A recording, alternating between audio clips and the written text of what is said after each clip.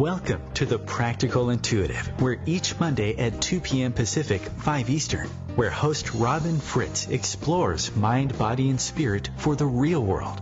Because we are all intuitives and healers, and we must all learn to love ourselves and live that love every day.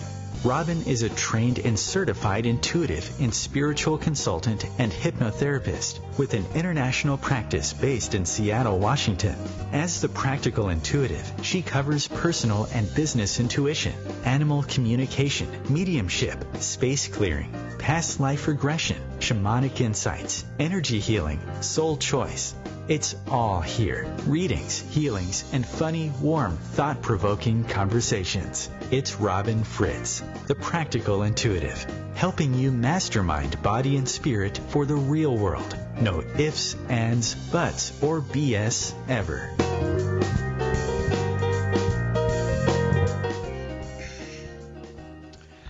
Welcome to the Practical Intuitive Mind, Body, Spirit for the Real World. It's Robin Fritz, and we're live in Seattle, Washington. So it is August 6, 2018. And it seems like, wow, how did we get to 2018? I don't know, but there are some things I do know about, and that's what I'd like to talk today about. And we're following up from last week's show on what is that all about, part 2. And it's following up on questions from listeners, questions from clients over time, all of us trying to explore the universe together, what's going on in the world, how do we look at it, what do we see, how do we share what we see and what we know about the world. So let's jump into that after we cover a few basics here, and that is that my work is about helping everyone learn to tap their own intuitive and healing abilities, because we all have them. They are not gifts. They are part of us, just like our life is a gift maybe, but people think intuition and healing are something that other people have, and that if they might have a little bit of it, it's extra special. It's not. It's just a skill set that we need to learn to use. And when we do that, we discovered there's far more to the world than we knew about. And that's what we'll explore more about today. But as we jump into that, let's first start with a quick meditation with the crystal Fallon. Fallon is a citrine Lemurian quartz, very ancient power crystal. He's a healer and a truth bringer. We have been together in many lifetimes and came back together in this lifetime, my current lifetime, in 2009. So if you imagine that you're connecting with him in the way your intuition works most strongly, feeling, seeing, hearing, or knowing, just go ahead and let yourself connect with this ancient energy as we run through a quick grounding meditation, if you will. So starting at the top of your head, bring mind, body, and spirit together. And as you breathe down your body from your head to your feet, just let the cares of the day wash away. Just let your energy clear out and give you this time to be with yourself and with the rest of us in community here. Starting at the top of your head, breathe down your face, your shoulders, your chest, your hips, your knees, and your feet. The top of your head to the bottom of your feet. And now as you feel that rush of energy as you breathe up from your feet to the top of your head, just allow your intuition to come to the fore, your healing abilities, and welcome, if you would like, that healing energy from Fallon. Moving up from your feet, past your knees, your hips, your chest, your shoulders, your face, and the top of your head, your crown chakra. At the end of the show, we'll close that back down and you can go back about your day. So, every week on this show, we talk about a variety of subjects, all having some connection to the practicality of our intuitive and healing abilities. If you would like to share your questions, your comments, whatever, you're welcome to call and talk with us live. That number is 202-570-7057. And every show I'm always open to quick, short, intuitive readings as well. If you're shy, please email me at my website, robinfritz.com. That's ROBYNFRITZ.com.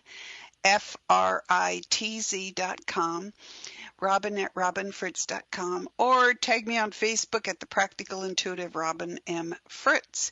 And it'll end up in a list of questions that I cover in a show like this, or sometimes a few questions during a regular show. So today I want to go back to what I was talking about last week. I get a lot of questions from people either in workshops and webinars, people that email me because they're too shy to come on the show, which is fine. That's awesome.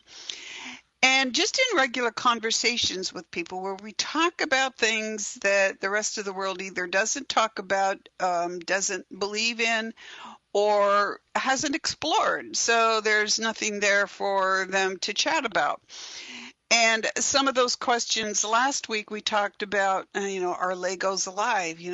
What is alive and what isn't alive? And really the mindset that I practice, I call planetary connection. I developed it not on my own, but in my work with non-humans, from everything that is here on the planet to things that are not on the planet, other beings.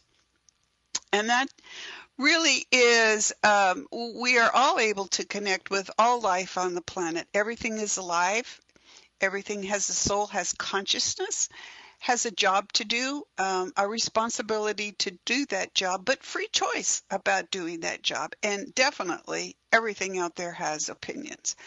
But when my intuitive abilities were reawakening after years of my ignoring them and years of physical disability where chronic pain pretty much prevented me from doing anything, when my abilities were opening back up and I was walking around and introducing myself and meeting other beings, I discovered the reason I was meeting them and other people weren't was that I was simply interested, number one, and number two, I recognized that they were there, right? So you can't really have a conversation with something you don't think is there, right?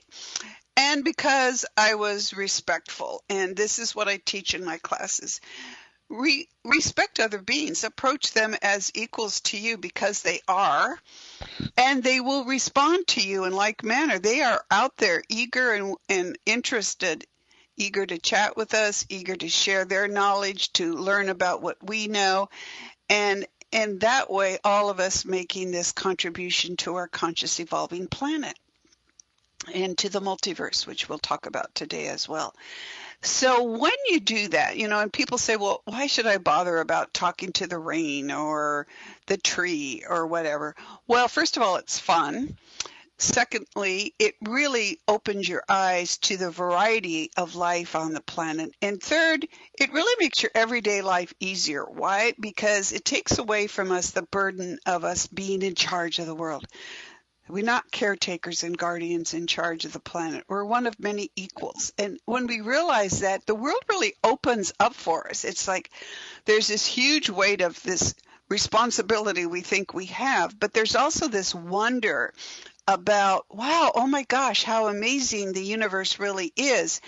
And when you find out that you're moving in company and in concert with other life forms, everything just gets easier. Now, I know, I had 2 surgeries this summer, cataract surgeries, little things, but all kinds of things happen in our daily lives. But I promise you, when you open yourself up to the world of equals, of being willing and eager to converse with us, to connect with us, however our intuition works, you will realize how remarkable you are as a human and how remarkable all life is around us. And that just makes it easier to connect, and it makes us more relaxed and more expansive in our lives, allowing us to be more creative, to be more productive at work, to be more loving members of our families. If it worked for me, I promise you it will work for you. So today, one of the things I want to talk about is, for lack of a better description, dreams. Now, there are people out there practicing whole philosophies about what dreams are and what they mean to us. And, honestly, they mean so many different things. And it depends on the type of dream. And I touched on this last week when I told a story about meeting my grandmother who had died 6 months previously, and I was dreaming about a big building. And she came and she said, I came back to talk with you, kind of like you need to get your life back on track kind of thing. You need to do this. You need to tell stories for the good. And I'm like, what the heck is a story for the good? And I learned over the years, but dreams aren't just visitations from our dead. They are a lot, And so when clients ask me, I had this dream. And recently I had a mediumship client came and sat down, and we had this conversation with her loved one. And she said, well, I had this very vivid dream, and she described it, and she described all the sensations that she was having in this dream and what her loved one said to her. And I said, yes, that was real. That was a real visitation. And, how awesome it is for you that you had that, and I hear from other people too. It's just, we think, well, I've been obsessed about them because they died and I'm thinking about them all the time and I'm lonely and I'm grieving. Well, there is a part of our brain that during our sleep time processes our turmoil of the day, our fun things of the day, what we experienced that day, and tries to make sense of it, tries to give us information for tomorrow. I mean, that's our innate survival instinct operating at full speed. So, of course, you would be thinking about the loved ones that you lost. But thinking about them and then going to sleep, or even inviting them to join you in your sleep time, those things are real. They do happen. And welcome them when they happen, and take a moment to jot down your experience of talking with your loved one during a dream. And accept that, it could be them having fun with you. It could mean that they're just wanting to say goodbye again, that they realize that this separation is permanent, because it is. They're not coming back in that same body. If they do come back, and a lot of times our loved ones do, especially our animal families. So value those dreams. At other times, dreams are something else. Precognition is the ability to know when something is going to happen, and it is and has been studied by scientists. And as much as I love science, I also like to poke fun at them, because why not? They poke fun at us all the time, those of us who call ourselves professional intuitives. But dreams are also precognition in terms of people do dream about things that could happen in the future. Will they happen? Not necessarily. And I don't believe in fate. I don't believe that, we're here and that something is going to happen 3 weeks from now, and that's ordained by something, astrology, tarot can describe it, or whatever. Because there's always free will involved in every action. But precognition will show you a possibility of a future. And listen to that, because it may be warning you of something. It may be warning you, if you dream about a loved one dying or being ill, you might check in with them, find out have they had a checkup recently, that kind of thing. It could be your subconscious warning you and telling you that something is coming forward. So what I'm trying to say is that while dreams can be visitations from loved ones, they can be also teaching dreams, and as I'll explain in a moment. It can also be your brain literally processing information that you haven't either taken the time to sift through during the day, or it hasn't actually sunk into your active everyday consciousness. And in your sleep, it's your brain processing that and kind of going, hey, pay attention to this. There's something in here for you to look at. So that's one thing. And dreams is also giving us, information about what we're doing in our life. There was a period of my time when I was really active, and I'm always learning, always trying to grow and expand my skill set. But one time when I was actively learning in my dreams. And I remember a night waking up partway through this dream and noticing that there were a few other humans around me, so that there were a small group of us, 6, maybe 8 people, being taught by this person who, as I recognized, was still alive in a body, as we were all alive in a body. But we were learning from this person in our dreams. And we were practicing, the only word I can use for it is magic. We were practicing using our abilities to play with the world around us. And a safe place to do that is in your dream time, where you're not actually messing up, something that's going on the planet. And I remember starting to practice this magical technique in the dream state, and I kind of woke up, and the person who was teaching turned to me and said, "Yes, you are learning in your dreams.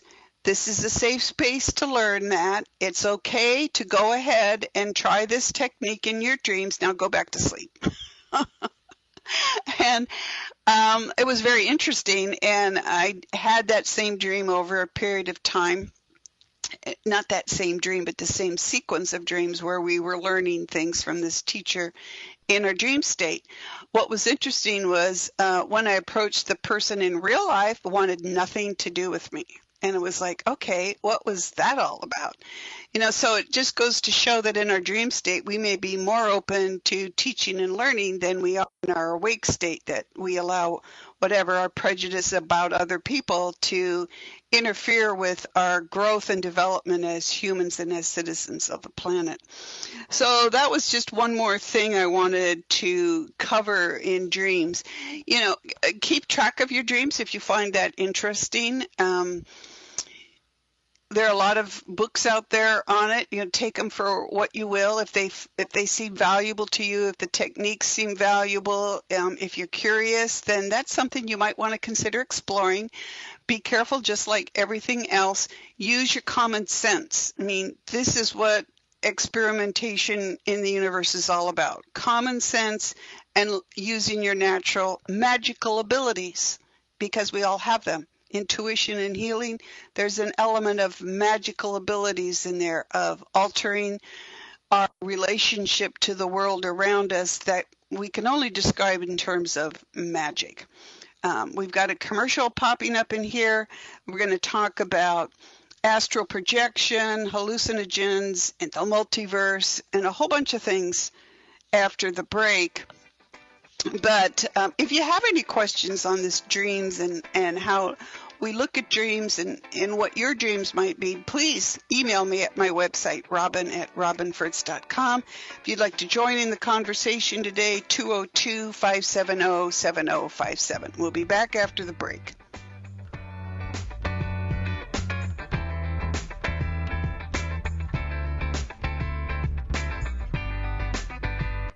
Your conscious connection to a more mindful world. OMTimes Radio. IOM FM. Change and growth are part of natural life and also part of your spiritual life. Everyone needs support and guidance, especially during life passages. Upgrade yourself with the OMTimes Experts program. With OMTimes Experts, you have access to the best intuitive coaches, spiritual teachers, counselors, astrologists, and oracles. Our team was carefully selected so you can trust. Find out more at experts.omtimes.com. Hello, I'm Lisa Berry. Join me every Monday at 1 p.m. Eastern Time for Light on Living. A chance to see new, hear different, and feel more as I shine the spotlight on all the ways to lighten the load of life's challenges. Light on Living is your link to that new way you're looking for. That new understanding that will enhance your life, and that positive connection that will support your growth. So join me, and you'll gain insight and start to see things in a new way that motivates you. I am Fidel Nsombo. I was born in a city called Bukavu in the Congo. We were a loving family, and then, boom, everything that I had disappeared in a single day. People think that when you are a refugee, and they resettle you to America, and all your problems are done. They don't understand that that's the beginning of everything. I was not born a refugee. I was made one. It's time we welcome refugee families with open arms. Learn more at embracerefugees.org, brought to you by the Ad Council.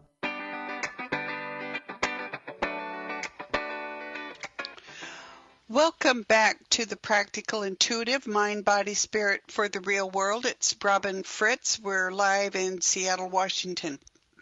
Now, I work as a professional intuitive and spiritual consultant, and I'm a certified past life regression specialist, and I do a lot of teaching in webinars and in workshops and in private mentoring sessions. And, here's the thing. When you think back to the 18th century, we had a group of people who were experimenting with the natural history of the planet, of really understanding how the planet worked, how air works, for example. And a lot of these people were ministers who had free time on their hands, and they were wandering around the countryside learning how nature worked. And they were sharing their experiences with other citizen scientists, so, as you will, around the country, around Europe. And I'm thinking of Great Britain and Western Europe in particular. But they were out there exploring the universe, sharing their insights. And of course, some of them were more interested in money and making a living at it because, they had to. So they took and learned from these things and invented things and got patents and so on and so forth over time. I'm not talking right at that particular time, but over decades, that kind of thing went on. But here was the really cool thing. A lot of what we've learned today, we learned because these people who were citizen scientists were curious. They went out to investigate the world and they shared what they learned. And that's what we are and should be doing today in the intuitive and healing communities. When we're exploring magic, when we look at what magic is, how it operates, and how some of us can do some things magically and others can't, and that's kind of a good thing. Magic can be extremely dangerous, or the use of it can be extremely dangerous. But sharing our experiences is crucial. It helps us grow. There is so much out there in the world that no one person can know everything. So my approach to the world is to share what I know, to share what I've personally experienced, and to hear what other people have experienced and learned, and then talk about it, share it together, experiment together, and there learn and grow, just like the citizen scientists back in the 18th century started investigating. They weren't the only ones. This citizen scientist thing has gone on for as long as humans have been on the planet. I'm just referring to the application of more modern scientific methodology to exploring the world around us. Science doesn't give us the tools to explore intuition and healing and magic, but our brains do, our souls do, because our souls know about it. So how do you practice discernment in that situation? Well, as I've said before, look at the people you're working with. They may say things that seem really out there. And I have people come up to me after workshops and go, "Oh my gosh, what you said about this or about that was so out there. But I had to stop and think about it because you're so well grounded and balanced. Now I need to go out and explore this for myself." Perfect. I'm not asking everybody to believe what I'm saying or teaching. I take people through experimenting in my workshops. Here's what I experienced. Now let's go and see how you experience this. And it's fascinating because people give themselves permission to explore their innate abilities. And that's what it's all about. Explore your innate abilities, go out and share them with the world and go from there. So one of those things that I would explore and share is what other people call astral projection. Okay, so somebody emailed me and said, "What is astral projection?" Well, I don't really know how other people describe it or use it. I could spend time looking that up online, or I could tell you a story. And for me, the story is that I was doing a lot of these things and I didn't know what they were, which means that Robin walks around experimenting with the world, and her spiritual team kind of makes sure that she doesn't do things that are dangerous, or tries to. As my spiritual team said to me one time, I'm personally physically handicapped and have been for many years. So there are a lot of things that I can't do that other people can do, and that's fine physically. I've learned to adapt, but that's also given me a mindset that helps me look at something and figure out a way to be able to deal with it in the limitations of my physical body. In my intuitive body, there aren't physical limitations, so I tend to be more of the outgoing explorer there, at least as my spiritual team describes it. Or maybe, clumsy and just over enthusiastic. But an example of astral travel. Now, some people say we all astral travel in our sleep, meaning that our spirit leaves our bodies and goes exploring. And then some people talk about a silver cord that connects you to your astral body, so you don't pop up into a strange body. I find that all very weird, and I haven't personally experienced it like that. If you have, let me know. Let's have a conversation about it. But here's my experience of astral traveling. And it should give you an example of how to or to not do things. And that is to be very careful about describing what you are going to do when you experiment with your intuitive and healing abilities. For example, in my early days of my reawakening, I was working with all kinds of beings. And one of the things was air. And that helped me learn about what hurricanes do. And to teach me about air and how air operated, the hurricane bosses, as I called them, because I don't like calling things by names that start with God or goddess or deity or whatever. They just laughed at me. They didn't care what I called them. I didn't know what to call them, and they didn't give me any ideas. So I called them hurricane bosses. They would invite me to go down to the beach where I live and explore air. So I'd go down and I'd watch, the leaves on the trees moving, and then the wind would play with me, and I'd feel, excuse me, I'm going to cough, feel a strong breeze on the left side of my face and nothing on the right. And I teach this in my workshop, how to go out and experience air. Because what it really is experiencing the planet. But what I had to learn kind of the hard way was things like astral projection.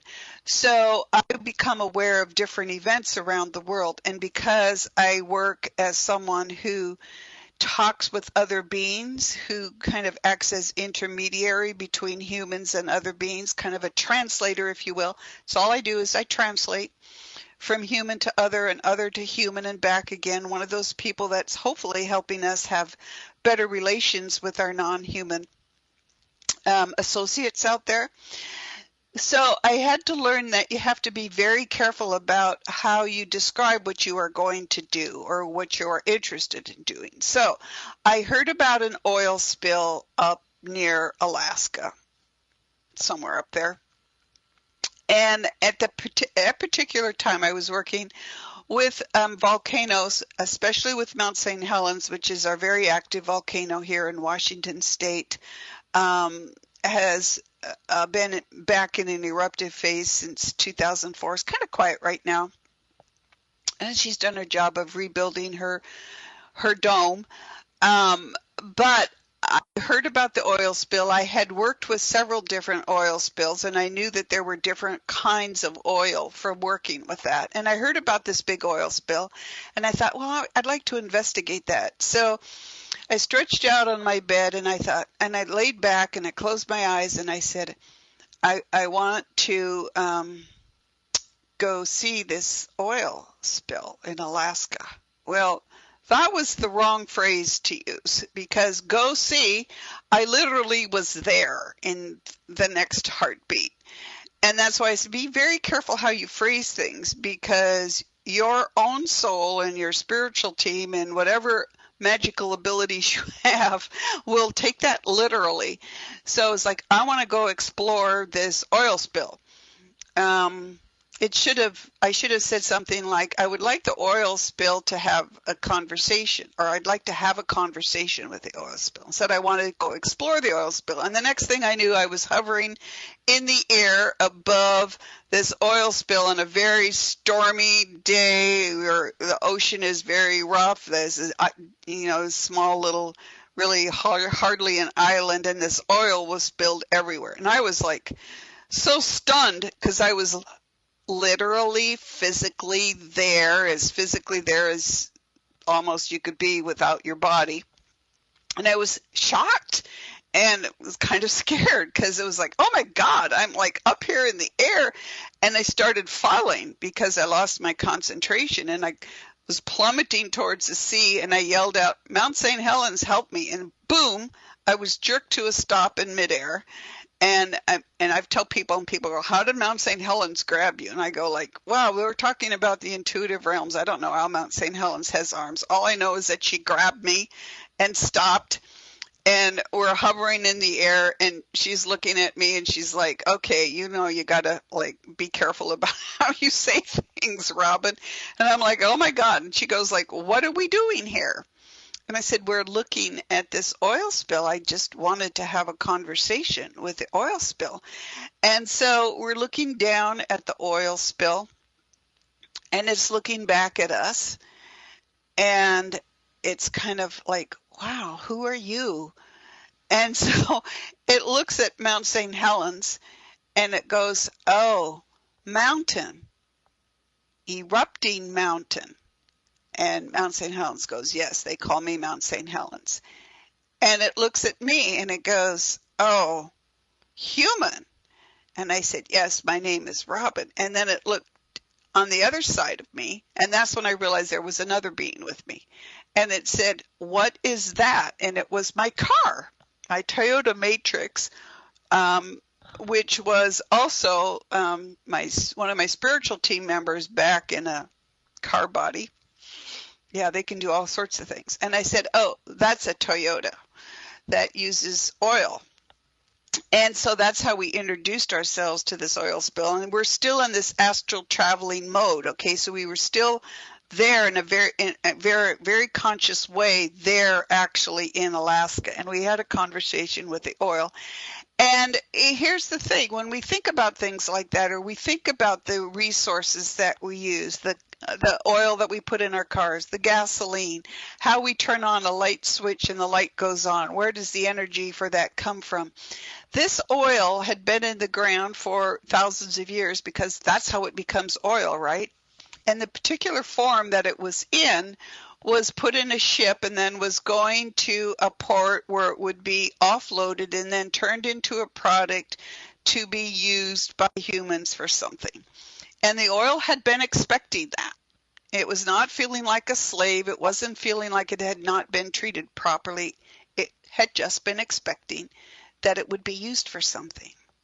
And it was looking forward to that experience. And it was never going to have it because it had spilled. And there was no way, with the stormy weather, with how the seas were breaking, with the remote location, there was no way they were going to be able to recover that oil. And it was grieving. It was grieving for the opportunity that it lost. It was grieving for the experience that it wasn't going to have. It was grieving because what its life was going to be used for was no longer going to happen. And so Mount St. Helens and my car and I were looking at this oil spill grieving. And I told it, I'm sorry, but there's just no way that you can be recovered to be used. And it said like, well, then what am I here for? What's going to happen? You know, what's going to go on? And Mount St. Helens is like, how can we help this? She goes, I don't even understand oil. And I said, excuse me, but you're a volcano and you're going to tell me that in 10,000 years of growing yourself, you haven't squeezed out one drop of oil? Like, you know, it's plant matter and animal matter all like pressed together over thousands of years and it becomes oil. And she goes, oh, okay, I get it. And we told the oil that we would bless it on its way. I mean, what else is there to do? And Mount St. Helens says, what can we do? And I said, there is only one thing that we can do. We can love it. We could just give it love. And so we did. My car, which would use oil, Mount St. Helens, which was understanding oil, and me, because we were the ones who were there. I'm hoping there were other people present there intuitively in an astral projection way so that they could witness this, but I don't know. I was just aware of the three of us, and we blessed it, and we loved the oil, and we wished it success on its next journey, its next soul choice. So that's a little bit about what I know about astral projection. I don't know how people know that to say that they travel outside their bodies every time they sleep. I'm not even sure that would be a very good idea. It seems to me that would be exhausting, and sleep is like your opportunity for your body to rest up and recover so that you can go about your day the next day. And if you're astral projecting and having all of these experiences, you're not going to be quite as rested up the next day. At least I know I'm not. So when I'm going to do those kinds of things, when I'm going to actually say, okay, in my dreams, I'm going to go here to explore this, I'm very careful now about saying I'm going to go there, or let's go explore this oil slick, because that's going to end up right there at that place. Instead, you can explore that by saying, I would like to intuitively have a conversation with, or I would like to intuitively explore this oil slick from the safety of my chair without astral traveling, or whatever it is that you can say to make sure you stay safe and connected in your body. Because when you're out there exploring, there's a whole lot of things out there. Not all of them are benign. Not all of them are safe. And not all of them are things that you want to or should meet, because come on, they're just not all good. So think about that when you think about astral projection. But if you want to do that kind of thing, make sure you have safeguards around you. I wasn't smart enough at the time to develop those, but luckily I had a lot. In fact, other psychics that I'd worked with at the time were like looking at me like, what the heck? They'd never seen anybody with so many spirit guides. And it's because I'm a klutz, right? And somebody needs to watch out for me because I didn't know what I was doing. And that's why I'm out there teaching now, so that all of the extra spirit guides you may have because you're a klutz like I was can maybe go do something else because you're learning to fend for yourself a little bit better than I was at that time. So be careful of how you describe what you want to do, including astral traveling.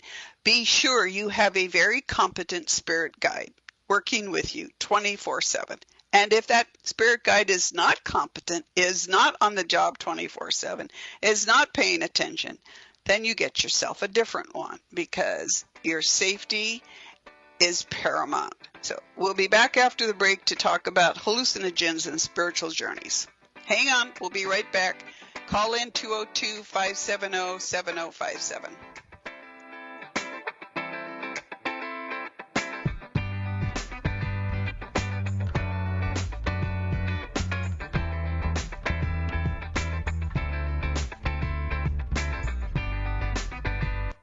A conscious lifestyle for a mindful life. OMTimes Radio. IOM FM. Ascending Hearts is no ordinary dating site, but a spiritual dating site with a purpose, to link you with your soulmate. We engineer the serendipity so you can trust that you will attune with someone that has the same matching vibration as you. Ascending Hearts, the conscious dating site for the spiritually aware. Try Ascending Hearts for free. AscendingHearts.com. Hello, I'm Sandy Sedgbeer, host of OMTimes Magazine's flagship radio show, What is Going On? My passion is sifting through information, research, and innovations from new thought teachers, speakers, and researchers, pushing back the boundaries of what we know about life, energy, metaphysics, and the universe. I love shifting perceptions about who we are, why we're here, and how quickly impossible becomes normal when we open our minds, expand our awareness, and accept that the only limits that exist are those we place upon ourselves. So if you're the kind of forward-thinking, eager investigator of what lies beyond the current reality that most perceive, why not make a date to come play with me in the field of possibilities at 4 p.m. Pacific Time, 7 p.m. Eastern Time every Thursday, and together we can discover what's really going on. Today we decided to walk to school. The light counted 15, 14. 13? We took a left on Carroll Street. Danny's smart, but he gets distracted. He realized he forgot his homework.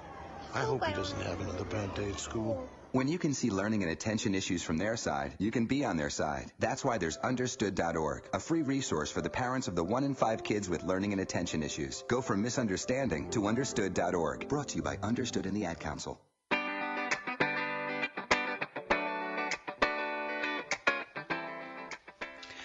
Welcome back to the Practical Intuitive Mind, Body, Spirit for the Real World. It's Robin Fritz, and we're talking about all the different things that people have emailed me about, questions that they'd like to explore. Now, we're going to talk about hallucinogens and spiritual journeys, and we're also going to talk about the multiverse. But one quick thing is that I get a lot of questions about astrology and tarot, and my quick answer is I don't know anything about either one of them. I had my astrology chart done some years ago, and I was like, yeah, so what? And it's not because, it is because I already knew all that stuff about myself, which means that maybe I'm too anal for astrology. I don't know. But my main modus operandi, so to speak, I'm analytical and skeptical. So I'm the perfect person to be exploring all kinds of intuitive things because I'm always very rational, very like, okay, I'm interested. This has to make sense to me in some sort of way. And that's how I've explored the world, and that's how I know that the things that I've explored and encountered are real. And I guess that's how I stay grounded and balanced, because I am analytical and skeptical. But astrology and tarot, I think, have been valuable. I know in previous lifetimes, I studied astrology. We were very careful and secretive about it because it was dangerous. Because anything that will give you your personal power is going to be dangerous to the systems that are trying to squash it. Any religious, government, or cultural system that's trying to control you. Even your resident guru, of which I am not. But I have a real concern about people who depend on other things, whether a psychic reading or astrology or tarot, or who pay so much attention to things like, I see it all over Facebook. Oh, the eclipse energy has gotten me. Oh, eclipse this and oh, eclipse that. And I'm like, okay, come on. If it helps you to look at the lunar cycles as important in your life, great. And I finally figured out recently, it's like, why is everybody all worried about lunar cycles? Because that's how the ancients could tell how the time went. That's simple. If you could gauge the moon, assuming, you got a few cloud-free days here and there, you could understand planning cycles and everything else, and you could figure out how time moved before we invented clocks and calendars. But anything that takes away your personal power is going to interfere with that. So if you're going to say, oh, the eclipse energy and I'm all upset and I can't get grounded and balanced, it's because you're saying you can't get grounded and balanced. I don't think it has anything to do with the eclipse energy. Think about it. If what you're thinking or what people are telling you about astrology, tarot, lunar cycles, eclipses, all of those things, new wave of energy, ascension process. If any of that is upsetting you, keeping you ungrounded, or taking away your personal power, maybe it's not something that's there for you. Maybe you should think about something else, or think about why you're using it and how that affects you. It may be something that really gives value to your life. More power to you for that. I'm just saying, be really careful. I've had my power taken away from me so many times in my life that I don't let that happen anymore. And I don't want people to get to my advanced stage and still be working on the surrendering your power issue. So I'm very big on hanging on to your power, which brings me to the topic of hallucinogens and spiritual journeys.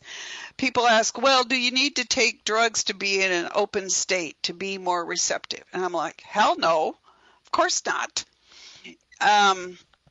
And in fact, that's probably extremely dangerous. A lot of people are going to Peruvian jungles or wherever, and having these, I can't even pronounce the names of the various hallucinogens that people use under the supervision of a shaman or whatever. There's another one out there that I saw in a meetup gathering that I went to, Cambo medicine, frog medicine, and how they milk these frogs. Well, it's a highly hallucinogenic property on the skins of these frogs. That's why nothing in the jungle is going to try to eat them, because everything in the jungle is smarter than the humans that are milking these frogs for their drugs. But people claim to have really empowering experiences from these, and people that I know and respect that I know are grounded and balanced people. So I have to look at that and go, Okay, well, I'm not interested in that. I'm not going to take a drug that's going to affect my whatever, because I'm just not going to do that. I don't smoke, and I can't even have a glass of wine anymore because I get a headache from it. So I'm not going to experiment with hallucinogens. And I would question whether any information that you get from an altered state of being from a drug is going to give you accurate information. So think about that while you're deciding whether you want to explore this. Now, some people tell me they've had real growth, real spiritual growth, as well as physical growth from taking Campbell frog medicine. I would still not do it. But again, these are well-balanced people that are doing it. Is the insight you're gaining, though, a bunch of crap, or are the drugs poisoning your brain, or are you gaining some real insight from it? Now, that's what you'll have to decide for yourself, because I'm not sure. I don't think so. But again, that is not my experience.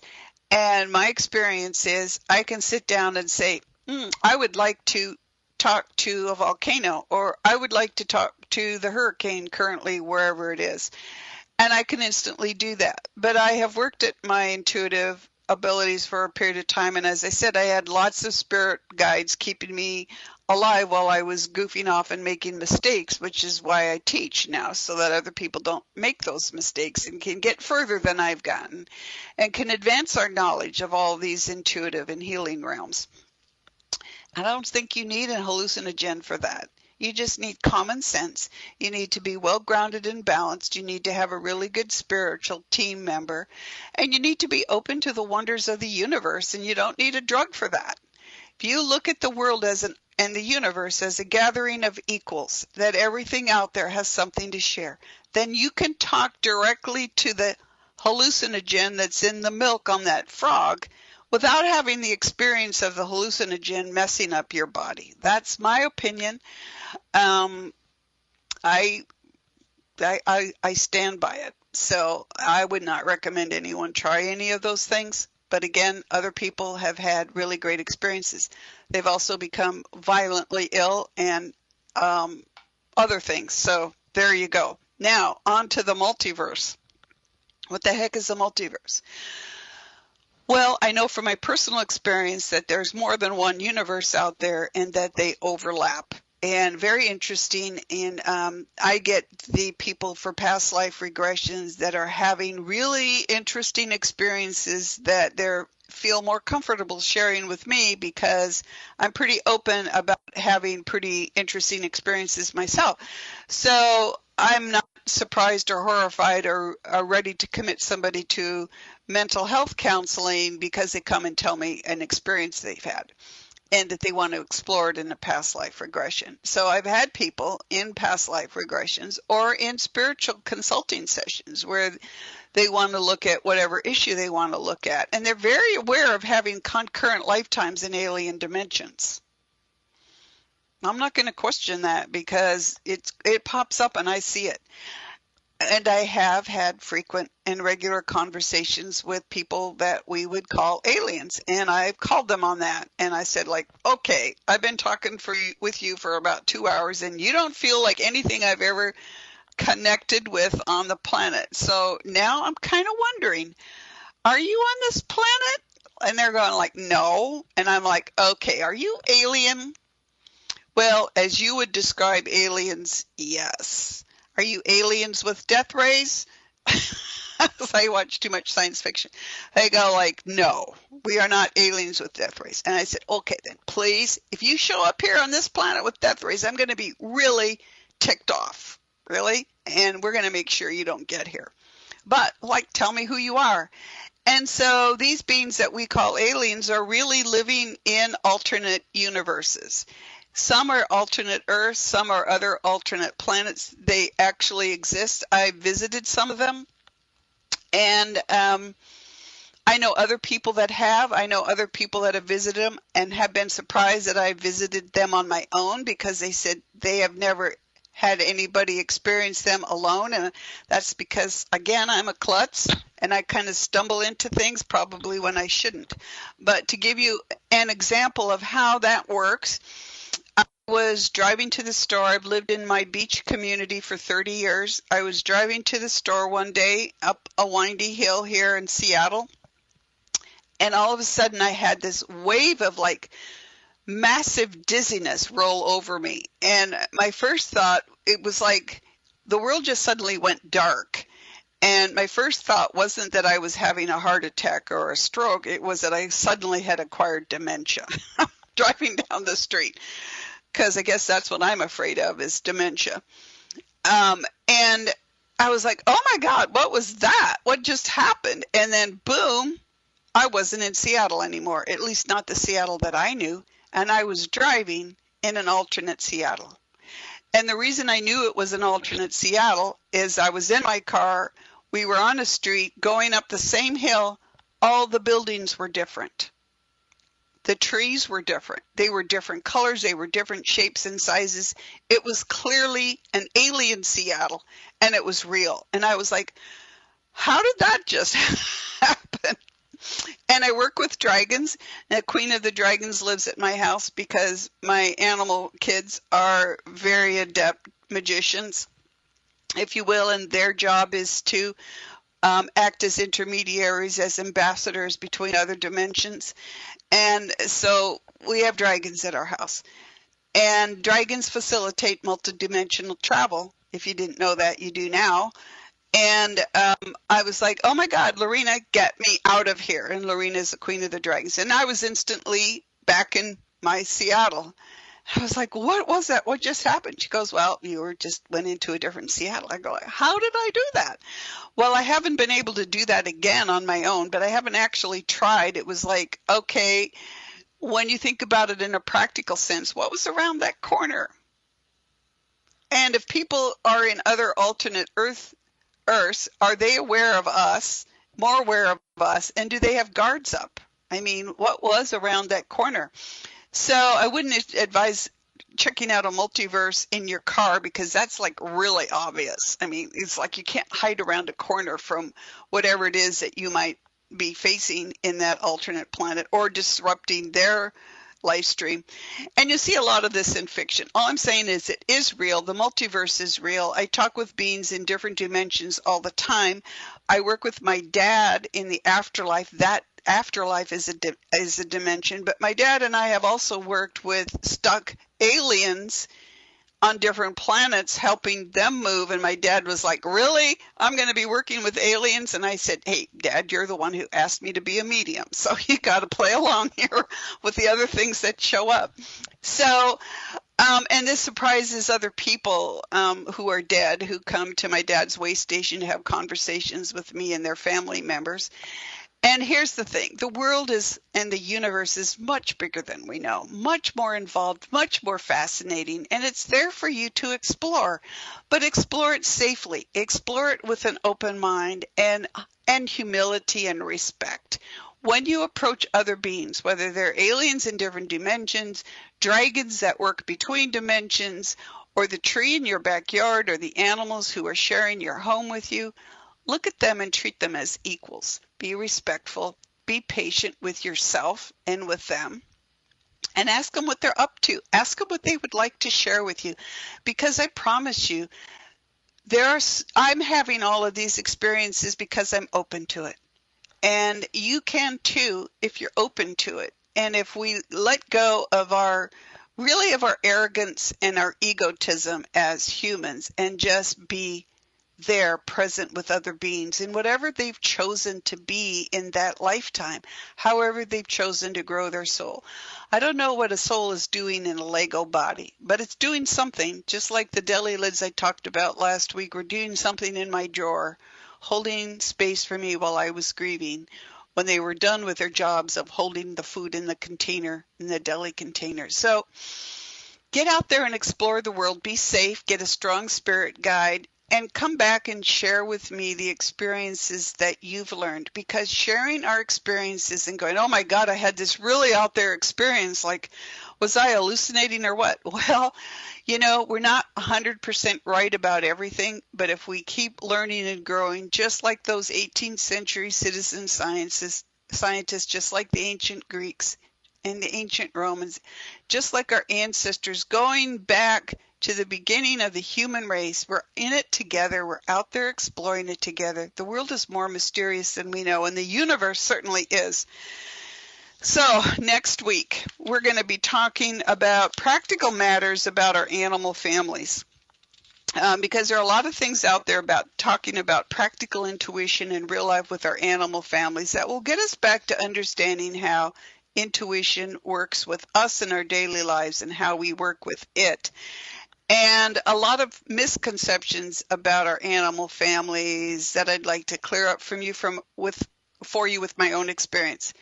So for today, let's close out and just put your hands on your heart, cross your hands over your heart, and as you breathe in, just think about all the things that you can now explore in the safety of your own home with the support of your spiritual team around you, and learning to take your power back by just exploring the world around you, the universe around you. Ask your spiritual team to bring in the beings that would be interested in meeting with you and get to know them. Plants are fascinating beings, and they're growing right there next to you in your yard or on the sidewalk. Meet them and enjoy them. And now as you breathe into the palms of your hand, just imagine that healing energy getting you grounded back into your body so that you can go back about your day rested, relaxed. Now, if you'd like to contact me for sessions, intuition, personal and business intuition, mediumship, animal communication, space clearing, past life regression, between life regression, soul progression clearing, meet your spiritual team, go on a spiritual journey, please contact me at my website, robinfritz.com, and support the OMTimes team with likes on their Facebook page, listen to the other shows, and I'll be back next week. Thank you for joining us. Take care.